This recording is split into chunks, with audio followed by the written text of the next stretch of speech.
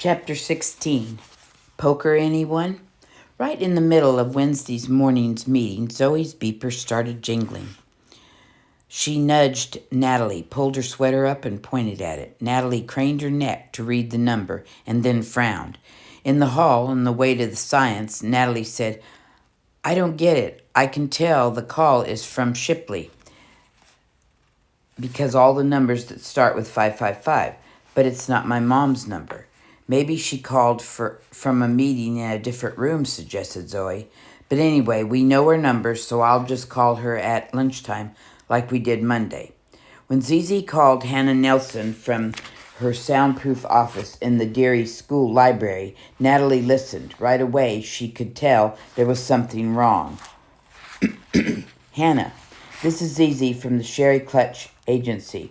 What's the news?" "Oh, I see. Well, I'm sorry about that. All right, goodbye." Natalie tore off the headphones and stood up. "They're saying no, but she liked it so much, I don't get it." Zoe shook her head. "No, that's not it. The good news is that they liked the book and they definitely want it, but your mom and someone else is going to be the editor." Your mom said someone else is going to be the editor. She didn't sound very happy about it. "It's someone named Letha Springfield." The color drained from Natalie's face, and she sat down with a thump. Zoe stood up and looked at her. "Are you all right?" Natalie said, "Letha, she's my mom's boss, and the one I'm always telling you about. She can't be the editor. She's awful, and she doesn't even like kids. Whenever she sees me, it's like she wants to push me into a closet or something. I really want my mom to be the editor." Can't we do something, Zoe? Zoe said, "I'm not sure." After school, Miss Clayton listened while the girls told her the good news and then the bad news. Natalie said, "I'm not kidding. I do not want that lady to be the editor. There must be something we can do." Miss Clayton looked out the window a few moments and then said, "Well, there is something you could try, but it might upset the whole deal. It all depends on how much they want your book." Natalie frowned. "I don't care. I'll try anything." Miss Clayton turned to Zoe and said, "You're going to have to be a pretty tough agent if this is going to work. Do you think you're ready to play some poker?" "Poker," said Zoe. "I love poker. I beat my dad and my sisters at it all the time." Miss Clayton smiled wryly, looking from Zoe to Natalie, and said, "Why am I not surprised?" Natalie frowned. "But this time you're not playing for matchsticks, Zoe." "No problem," Zoe said, and Natalie thought, yeah, that's what the captain of the Titanic said. Even after Miss Clayton had explained her idea, Natalie still felt like she was on a sinking ship. Hannah Nelson hurried to Letha's office at 3 o'clock on Wednesday afternoon. Letha was pacing behind her desk, her high heels clicking as she crossed and recrossed the hard plastic chair. Hannah said, "What's up?" Letha stopped, faced toward the windows, her back to Hannah. Turning around, she grabbed the high back of her gray leather desk chair, her fingernails digging into the padding. The nerve of that woman, talking to me that way, giving me the ultimatum. Unbelievable. Tell me, did you make some sort of promise to her? Think very, very carefully before you answer me." Hannah was confused. "Promise? To whom?" "To that woman," stormed Letha. "Zizi, the agent from the loony bin, that's who. What did you tell her about the manuscript?" Hannah gulped. Letha was never a picnic to work for, but when she was like this, things got broken. Things like vases, computers, and careers. I didn't say anything out of the ordinary. I told her the manuscript had promise and that we wanted to think about it, and I asked her not to send it anywhere else until we got back to her today. And that's all." There was a threat in Letha's voice, lurking below the shrill surface. Hannah met Letha's glare without blinking. "Yes," she said evenly. "I'm certain I said nothing more." Momentarily satisfied, Letha wheeled away, setting her chair spinning. Then, "What we're dealing with is crazy people, both her and her writer, because Zizi says that Cassandra Day has fixed on the idea that no one but you can edit her book." Hannah hid her feelings and asked, "And what did you tell her?" "Tell her?" ragged Letha. "Tell her? I told her things don't work that way in the real world and that she'd better go and shake her author by the shoulders and get her to wake up." I told her that I'm the editor-in-chief at Shipley Junior Books and that I like the manuscript enough to take it on and edit it myself, and that if her little Miss Day doesn't care for that, then she could take her manuscript and throw it off the Empire State Building. That's what I told her. Hannah wished she could leave, but she nodded slowly and said, "Oh, I see." Letha wasn't done. "And you know what she said to me?" She said, "Well, Miss Shipfield, or Springfield, I always try to do all I can for my writers. So perhaps we both had better think about this."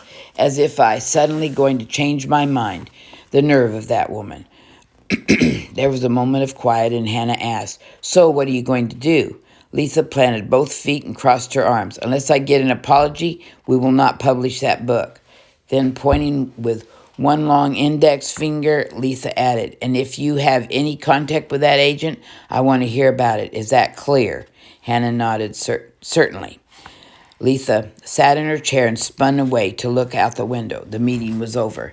Hannah got out quickly, glad that she had her job. Letha's door had been open, and everyone on the floor must have heard her shouting. She was glad Natalie wasn't around. Natalie had called right after school to say she'd been waiting for her in the lobby at 5.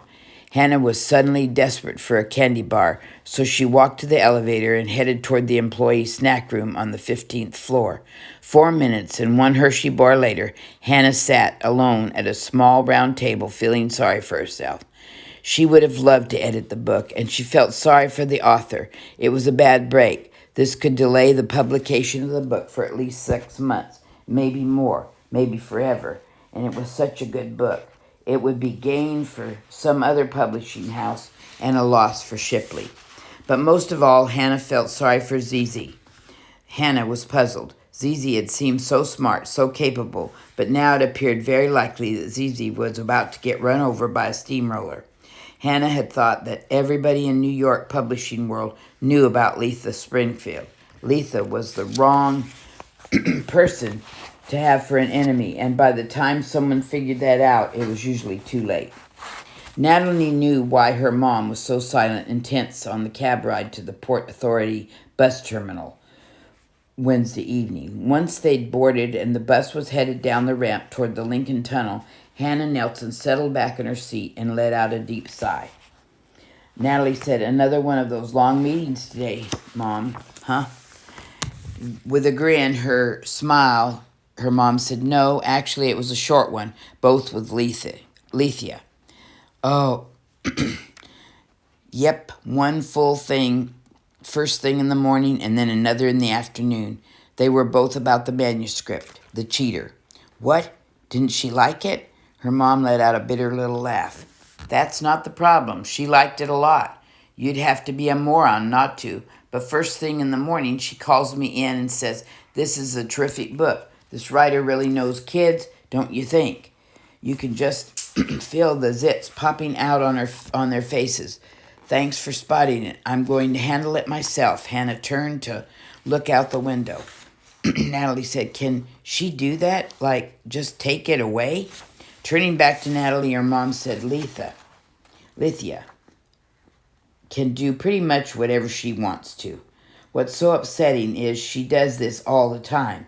I find a good property, and then she takes it over and steals all the glory, if you can call it that. It's not the glory I want. It's just that I'm trying to build a career here, and Lethia always got a great one. And this book, well, it has real promise, especially since it's a first novel. This is what an editor like me hopes for, a new writer with a strong first book who has the promise of developing into something more. That's how an editor gets noticed in this business. I just happen to be cursed with a selfish boss, and there's not much I can do about it. "What about the second meeting?" asked Natalie. At about 3, she yells for me to come in her office, and then she raves and rants about this agent. Her name is Zizi, because she called Lethia and said that the author wants me to be the editor of the book. So she practically accuses me of going back behind her back and making promises to the agent, which I would never do. So now Lethia's got her high heels dug in, and she's saying if it doesn't happen her way, then it doesn't happen. So the book is probably not going to get published, at least not at our company. Hannah paused and then said, "What I don't get is, why would the author be so determined to have me be the author anyway?" Natalie said, "It's because you're a great editor, that's why, and the author probably heard about you. And the agent could probably tell just from talking that you're nice too, not like that witch, Lethea. Don't you just hate her?" "No, I don't hate her. I just don't understand her, that's all. It seems like it would be so easy for her to ease up a little. She's got all the talent. She looks great, she makes good money, and she really is an amazing editor. I guess she just has some other issues that make her feel like she has to keep grabbing more and more for herself. In a way, I feel sorry for her," she almost added, "and I feel even sorrier for myself," but she didn't.